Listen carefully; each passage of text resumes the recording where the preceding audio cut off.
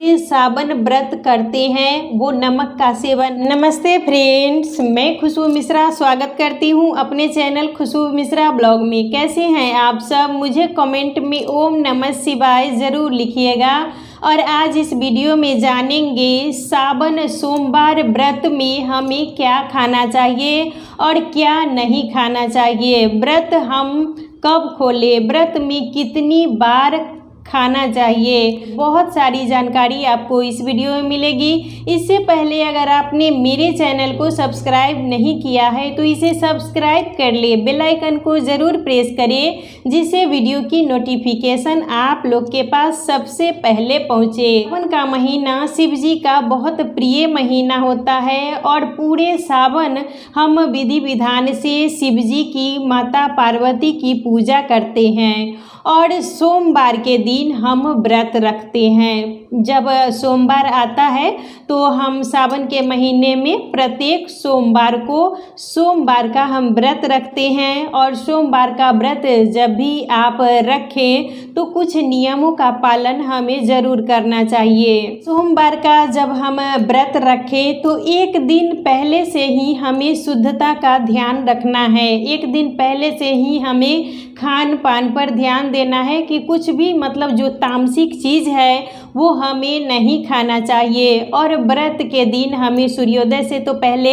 उठना ही है और स्नान वगैरह करके साफ स्वच्छ वस्त्र पहन के हमें मंदिर ज़रूर जाना चाहिए। और मंदिर में पूजा करने के बाद ही हमें चाय या पानी जो भी कुछ आप मतलब पीना चाहती हैं वो पिए, लेकिन पूजा करने से पहले हमें ना पानी पीना चाहिए और ना ही चाय पीना चाहिए। इसीलिए आप सूर्योदय से पहले उठें और सबसे पहले हमें पूजा ही कर लेना चाहिए। उसके बाद हम चाय शरबत मतलब कुछ भी पी सकते हैं। और सोमवार के व्रत में हमें अन्न का सेवन नहीं करना चाहिए और आप नमक भी ना खाएं। सिर्फ एक दिन का व्रत होता है तो हमें इसमें फलाहार ही करना चाहिए, नमक का सेवन बिल्कुल ना करें। बहुत से लोग हैं जो पूरे सावन उनका मतलब व्रत ही रहता है, वो नमक नहीं खाते हैं तो वो मीठा भोजन कर सकते हैं। लेकिन जो सोमवार के दिन ही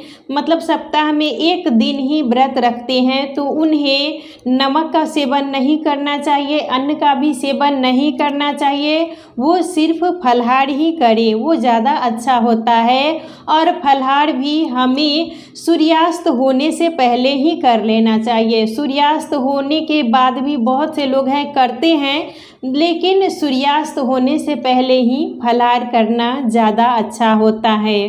कोई भी जब हम व्रत करते हैं तो व्रत हमारा मतलब सूर्योदय से अगले दिन सूर्योदय तक का ही रहता है। तो इस 24 घंटे में सूर्योदय से सूर्योदय तक हमें कुछ भी मतलब नमक का सेवन नहीं करना है और व्रत में बार बार भी नहीं खाना चाहिए। व्रत में जब हम व्रत का संकल्प लें तो नियम निष्ठा से ही हमें पूजा करना चाहिए और नियम से ही व्रत करना चाहिए। बार बार ये ना कि हम मतलब बार बार फलाहार कर रहे हैं, बार बार कुछ खा रहे हैं तो फिर व्रत करने का क्या लाभ।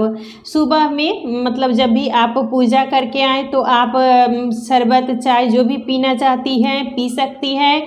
और फल फ्रूट्स भी आप सुबह में मतलब एक टाइम खा लें और शाम के टाइम में ही फलाहार करें। फलाहार में आपको जो भी पसंद है वो फल आप खा सकती हैं। व्रत का पारण हमें कल सुबह होके करना है और सुबह में भी स्नान कर लेना है, पूजा कर लेनी है, उसके बाद ही हमें व्रत खोलना चाहिए। और व्रत के दिन हमें क्या खाना है, व्रत के लिए हमें एक कटोरी और एक हमें थाली ज़रूर रखना चाहिए, क्योंकि प्रतिदिन हम जो बर्तन का यूज़ करते हैं उसमें लहसुन प्याज मतलब हमारे घर में तो बनता है, इसीलिए उस बर्तन का हमें यूज़ नहीं करना है। फलाहार के लिए आप एक कटोरी अलग रख लें और थाली और एक गिलास भी पानी के लिए हमें अलग रख लेना चाहिए।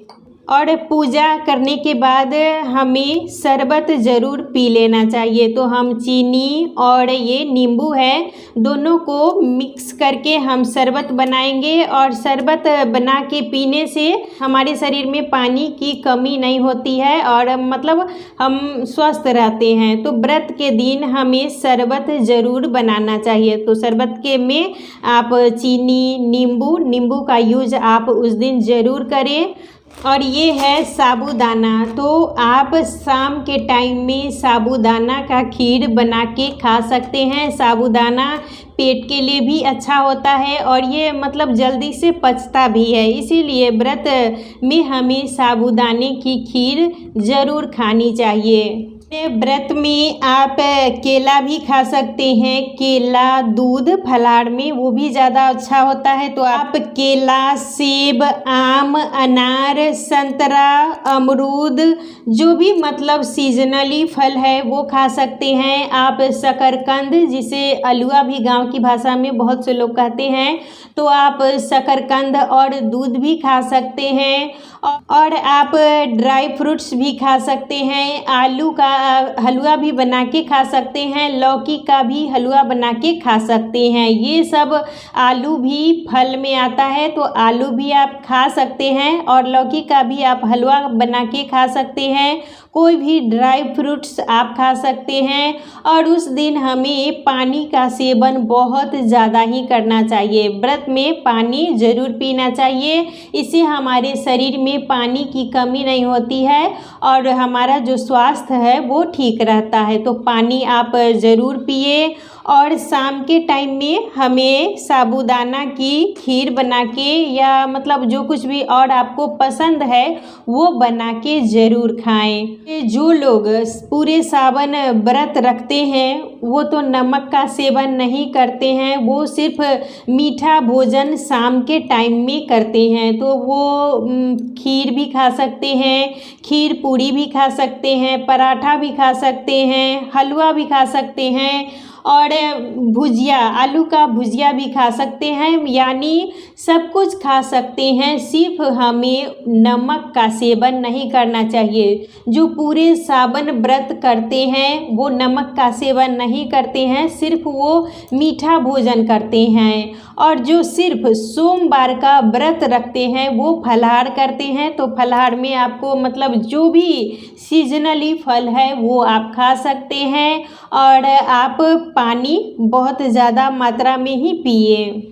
और व्रत जब भी आप करें तो बार बार ना खाएं। फिर व्रत करने का हमारा क्या मतलब, जब हम बार बार खा ही रहे हैं तो फिर हमारे व्रत करने का कोई मतलब नहीं रहता है। व्रत जब भी करें तो नियम निष्ठा से करें, तभी उसका संपूर्ण लाभ मिलता है। और बिना हम नियम के अगर व्रत करते हैं तो उसका कोई लाभ नहीं मिलता है।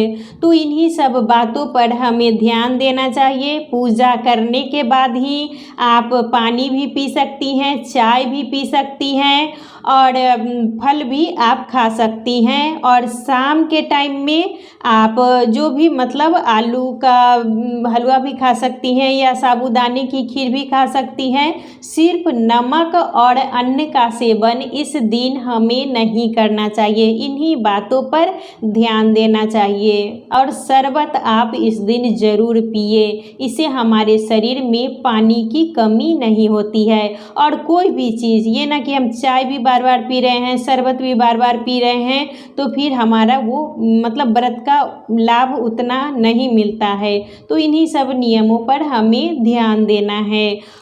और आप भगवान को भोग भी लगा रही हैं, तो ये सब जो भी मतलब सीजनली फल है, सोमवार के दिन आप भगवान को, महादेव को भोग लगा सकती हैं। तो व्रत में हमें इन्हीं सब नियमों का पालन करना है, तभी हमें व्रत का संपूर्ण लाभ मिलता है। और सावन का महीना शिव जी का प्रिय महीना होता है, तो हमें बहुत ही नियम निष्ठा से भोलेनाथ की पूजा करनी चाहिए और विधि विधान से ही नियम से व्रत करना चाहिए।